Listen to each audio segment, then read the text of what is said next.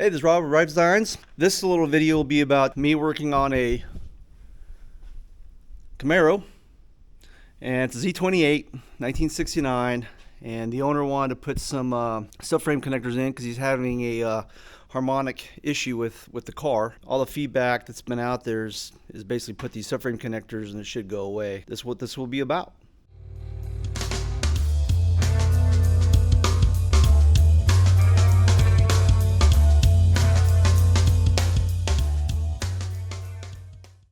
All right, back with Reyff Designs again. I'm working on a 1969 Z28. We're putting some Hotchkis Subframe connectors in. I've already started some of the process already. All right, so far what we've done, kind of want to just show is this is supposed to be bolted in, but the owner wanted to put some hard mounts into the frame, or excuse me, into the floor pan for the body mount. So there is not this is not rubber, this is actual metal. We've just TIG welded this subframe portion. So if he ever has to disconnect this, he'll have to cut this weld, of course, on both sides to get this mount back out. But that's what he wanted, you know, whatever the owner wants, it's cool with me, I really don't care. It will make it stronger because it can't move. Done that on both sides. As you all know, if you've welded on old metal, I cleaned the hell out of this. I got a little kickback from it. I am TIG welding it, which is probably not your average, but I like the penetration of TIG, and we'll see what happens with the backside. As far as the backside is concerned, the directions say weld all the way around, which I'm trying to. This piece didn't fit exactly like a super great fit. I did rosette weld these. And right now I'm fighting the old metal, which basically is blowing out on me. And it is what it is. I had to change up my tungstens to be shorter so I can get up in here, finish welding this up. The biggest problem with this whole deal will be, this side will be the challenge because you just can't get access to it. I have welded up the back side of the mount, or excuse me, the subframe connector. And I have welded that corner, but the problem is this leaf spring is literally in the way, and I'll try to show you. So as you can tell, you don't have much room.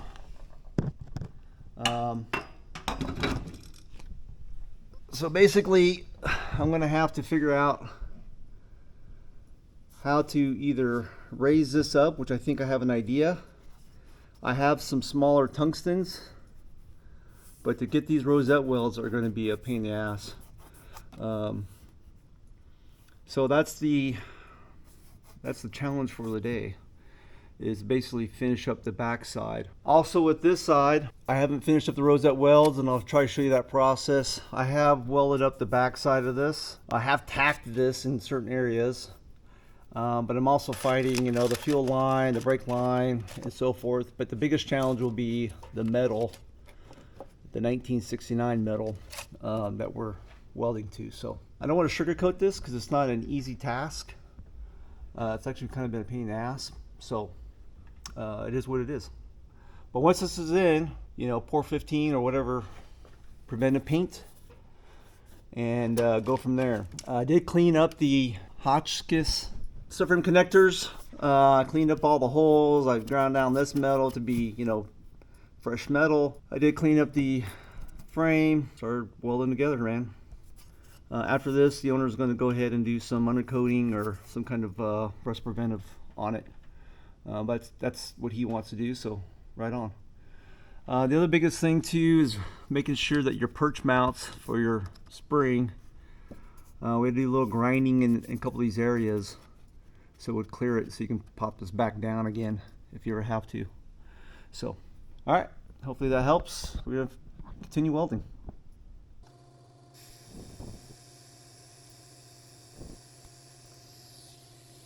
All right, so this is the one side. It's not exactly beautiful by any means, but it will hold. Again, anybody who's fought underneath cars with the old metal and all the undercoating and everything else that's in there, trying to get it clean, this is my job, and well, it's gonna hold. It's not pretty. put some paint on it, it'll look like $1,000,000. So the next obstacle will be on this side, and to get these rosette welds in here, or try to attempt to. So that's where I'm going to go next. What we've done on this deal is I've used a jack, and I'm jacking up the axle, hopefully enough that I can get some spring on the actual, or tension on the spring, the wheels off. As you can see, I'm going to attempt to look at this weld like this. Yeah, try to attempt to weld this rosette weld right here.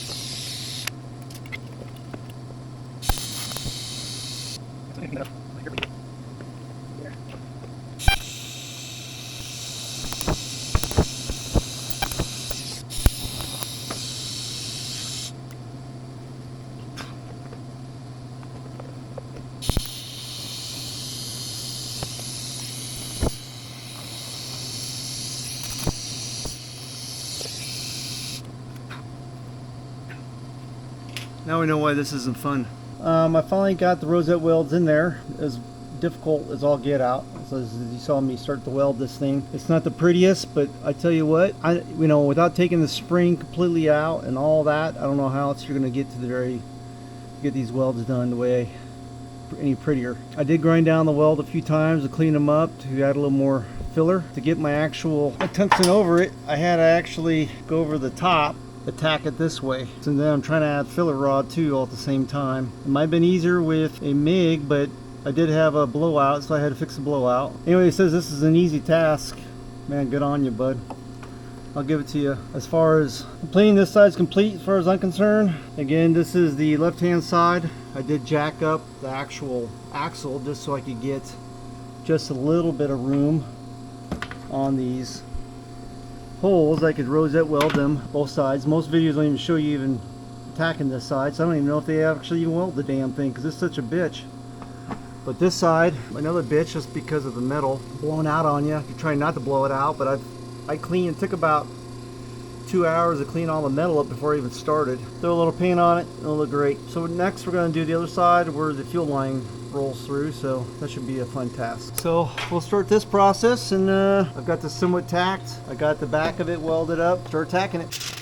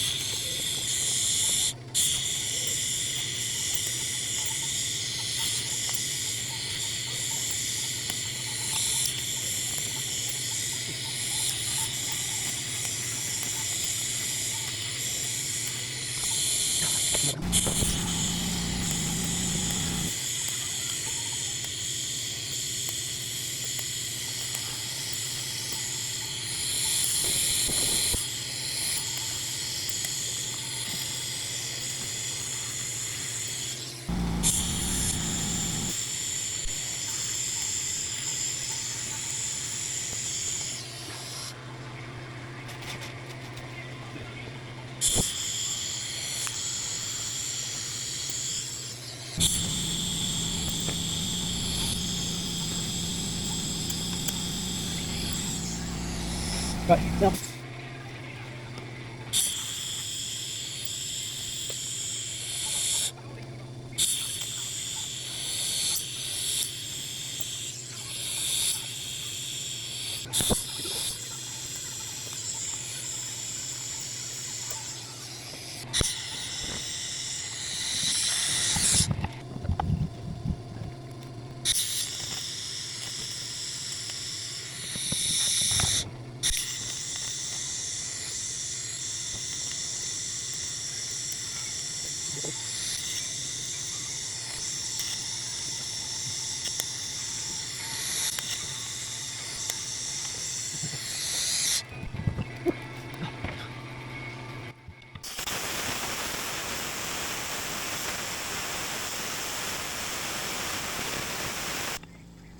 All right, so that comes to the conclusion to this build. I'll get underneath here again just so everyone can see what I did.